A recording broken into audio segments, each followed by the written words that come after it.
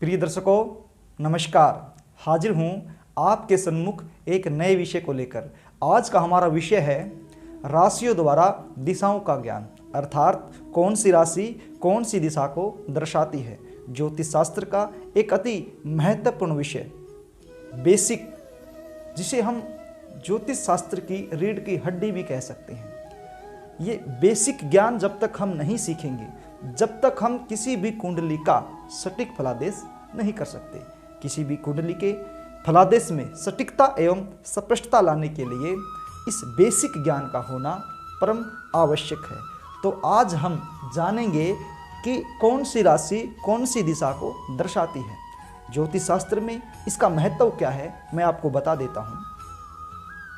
कई लोग अक्सर हमसे पूछते हैं कि हमारी जो शादी होगी वो कौन सी दिशा में होगी। जहाँ पर हम रह रहे हैं, जहाँ पर हमारा जन्म हुआ है, उस स्थान से कौन सी दिशा में हमारी शादी के योग बनते हैं, या फिर हमारा जो भाग्य है वो कौन सी दिशा में उदय होगा। हम जहाँ पर रह रहे हैं, जहाँ हमारा जन्म हुआ है, उससे कौन सी दिशा में हम जा कर के अपना कोई व्यवसाय व्यापार आरंभ करें कि हमें उसमें मुनाफा मिले, अर्थात कौन सी दिशा में हमारा भाग्य उदय होने के योग बनते हैं। तो अगर हमें दिशाओं का ज्ञान होगा, जन्म कुंडली में कौन सी राशि कौन सी दिशा को दर्शाती है, अगर हम ये जानते होंगे तो हम भली भांति किसी की भी जन्म कुंडली खोल करके ये बता सकते हैं कि आपकी जो शादी के योग हैं ये फला फला दिशा में हो रहे हैं। आपका जो भाग्य उदय होगा ये फला फला जगह पर, आपके जन्म स्थान से फला फला जगह पर आपका भाग्य उदय होने के ज़्यादा योग बनते हैं। तो आइए इस चार्ट के माध्यम से पहले हम जान लेते हैं कि कौन सी राशि कौन सी दिशा को दर्शाती है। बात करते हैं, देखिए 4 दिशा, पूर्व दक्षिण पश्चिम उत्तर। एक आसान तरीके से मैंने यहाँ पर लिखा है, आप इसको ध्यान से गौर से अगर आपने इसको देख लिया तो आराम से आप इसको समझ सकते हैं और किसी भी जन्म कुंडली को देख कर ये बता सकते हैं जातक की जो शादी होगी वो कौन सी दिशा में होगी। सबसे पहले पूर्व दिशा की बात करते हैं। पूर्व दिशा मेष, सिंह और धनु। जो मेष है, सिंह है, धनु है, ये जो राशियां हैं ये राशियां पूर्व दिशा को दर्शाती हैं। अब दक्षिण दिशा में आइए आप, वृष, कन्या और मकर, ये जो 3 राशियां हैं ये दक्षिण दिशा को दर्शाती हैं। अब मिथुन, तुला और कुंभ, ये जो 3 राशियां हैं ये पश्चिम दिशा को दर्शाती हैं। अब कर्क, वृश्चिक और मीन, ये जो 3 राशियां हैं ये उत्तर दिशा को दर्शाती हैं। अब इनको याद रखने का एक तरीका, एक फार्मूला मैं आपको बता देता हूं। देखिए, इनको नंबरों से याद कीजिए आप, 1 2 3 4। मेष, वृष, मिथुन, कर्क। आप पूर्व दिशा की तरफ मुख करके खड़े हो जाइए और बिल्कुल पूर्व में आप लगाइए कि पहली राशि अर्थात मेष राशि पूर्व में है। एक राशि को याद कर लीजिए। अब पूर्व की तरफ आपका मुख है, आपका जो दायां हाथ है उसकी तरफ दक्षिण है, तो उसकी तरफ घूमते जाइए। पहले घूमोगे आप पूर्व की तरफ से दक्षिण दिशा आएगी, अर्थात दक्षिण दिशा की 2 नंबर की राशि। फिर घूमोगे, फिर पश्चिम आएगी, अर्थात पश्चिम दिशा में जो 3 नंबर की राशि है वो है, और फिर आएगी उत्तर। उत्तर में यानी 4 नंबर की जो राशि है वो उत्तर की है। तो इसी तरह से आप घूमोगे तो इन राशियों का पता चला आपको लग जाएगा। फिर दोबारा से एक परिक्रमा और ऐसी करोगे, फिर राशियों को आगे बढ़ाते जाइए और परिक्रमा करते रहिए। 3 परिक्रमा आप पूरी कर लीजिए, 12 की 12 राशियाँ आपको कंठस्थ हो जाएंगी। आपको रट्टा मारने की आवश्यकता है ही नहीं। ऐसा फार्मूला आज तक किसी ने भी आपको नहीं बताया होगा जैसा फार्मूला मैंने आपको बता दिया है। रट्टा मारने की आवश्यकता नहीं है, सिर्फ आप 3 परिक्रमा कीजिए, आपको 12 की 12 राशि उंगलियों पे याद हो जाएंगी। बस शर्त इतनी है कि आपको ये पता होना चाहिए कि कौन सी राशि का कितना नंबर है, अर्थात मकर राशि का कितना नंबर है, 10 नंबर है। कुंभ राशि का कितना नंबर है, 11 नंबर है। जो 3 नंबर की राशि कौन सी है, मिथुन राशि है। जो 1 नंबर की राशि कौन सी है, वो मेष राशि है। सिर्फ हमें ये पता हो जाए तो हम आसानी से इसको कंठस्थ एवं उंगलियों पर याद कर सकते हैं। अब ये ज्योतिष शास्त्र में कैसे काम करती हैं। किसी भी जन्म कुंडली का फलादेश जब हम करते हैं तो ये हमारी क्या सहायता करती हैं? कैसे हम बता सकते हैं कि जातक की जो शादी होगी वो कौन सी दिशा में होगी, जातक का जो भाग्य उदय होगा वो जन्म स्थान से कौन से स्थान पर होगा? इस चार्ट के माध्यम से हम समझ लेते हैं। मान लीजिए आपको ये पता होना चाहिए कि विवाह का स्थान कौन सा होता है। सप्तम भाव विवाह का स्थान होता है। जो सप्तम भाव का मालिक है, जो यहाँ पर राशि है, जो उसका मालिक है, उसकी जिम्मेवारी बनती है हमारी शादी की, वही हमारी शादी करवाता है। अगर यहाँ पर मान लीजिए 7 नंबर की राशि दर्शाई गई है, इस 7 नंबर की राशि हमें ये पता होना चाहिए कि कौन सी दिशा को दर्शाती है। 7 नंबर की राशि कौन सी दिशा को दर्शाती है? तुला। कौन सी दिशा को दर्शाती है? पश्चिम दिशा को। तो हमें यहाँ पर 7 नंबर राशि होते ही ध्यान में ये होना चाहिए कि जातक की शादी के योग पश्चिम दिशा में बनते हैं। लेकिन एक बार रुकिएगा, ज़्यादा जल्दी मत कीजिएगा। सिर्फ यही देखकर नहीं बताना है, आप एक बार मन में सोचिए कि पश्चिम दिशा में लगभग शादी के योग जातक के बन रहे हैं।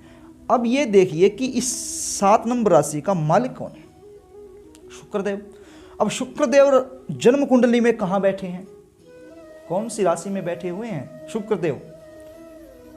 अर्थात सप्तमेश जन्म कुंडली के कौन सी राशि में बैठे हुए हैं? मान लीजिए 11 नंबर राशि में बैठे हैं शुक्रदेव। और 11 नंबर राशि कौन सी दिशा को दर्शाती है? कुंभ, पश्चिम दिशा को। तो आप जातक को कह सकते हैं कि आपके जो शादी के योग हैं वो पश्चिम दिशा में बनते हैं। मान लीजिए शुक्र ग्रह 11 की बजाय 10 नंबर राशि अर्थात मकर राशि में बैठे हैं, तो ये जो 7 नंबर की राशि है ये पश्चिम दिशा को दर्शाती है, और ये 10 नंबर की राशि बनेगी, ये दर्शाएगी आपकी मकर यानी दक्षिण को, दक्षिण दिशा को दर्शाती है। तो यहां पर हम उनको कह सकते हैं दक्षिण या पश्चिम, इनमें से किसी भी दिशा में आपकी शादी के योग बनते हैं। लेकिन ठहरिएगा, हमें बताना है एक ही दिशा कि कौन सी दिशा, पश्चिम और दक्षिण नहीं, या तो सिर्फ पश्चिम या दक्षिण। अब आप कैसे पता लगा सकते हैं कि सिर्फ दक्षिण होगी या पश्चिम होगी? अब आपको यह पता होना चाहिए कि जो नवग्रह हैं वो कौन सा ग्रह कौन सी दिशा को दर्शाता है। इसके बारे में हम पहले वीडियो बना चुके हैं। हमारे पहले वाले वीडियो को जानकर देखकर आप जान सकते हैं कि कौन सा ग्रह कौन सी दिशा को दर्शाता है। अगर ये सप्तम भाव का मालिक अर्थात शुक्र कौन सी दिशा को दर्शाता है, जिस दिशा को शुक्र दर्शाता है उसी दिशा में अगर वो बैठा है तो निश्चय ही आप उसको कह सकते हैं कि आपकी जो शादी होगी वो आपके जन्म स्थान से दक्षिण दिशा में होगी।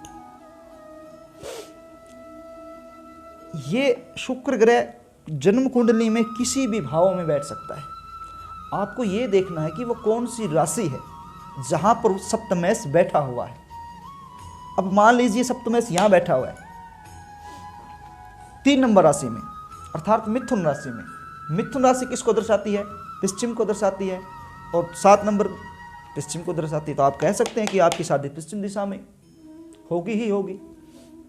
पश्चिम दिशा में होने के योग आपकी शादी के बन रहे हैं। तो इस तरह से किसी की भी जन्म कुंडली हम खोलकर ये बता सकते हैं कि आपकी शादी के योग आपके जन्म स्थान से कौन सी दिशा में बन रहे हैं। अब बात करते हैं भाग्य उदय। कई जातक पूछते हैं कि हमारा जो भाग्य उदय होगा वो कौन सी दिशा में होगा। जहां हमारा जन्म हुआ है उससे हम कौन सी दिशा में व्यापार करने के लिए, बिजनेस करने के लिए जाएं ताकि हमें मुनाफा हो, हमें कोई नुकसान ना झेलना पड़े। तो अब हम ये देखेंगे कि जातक का लगन क्या है।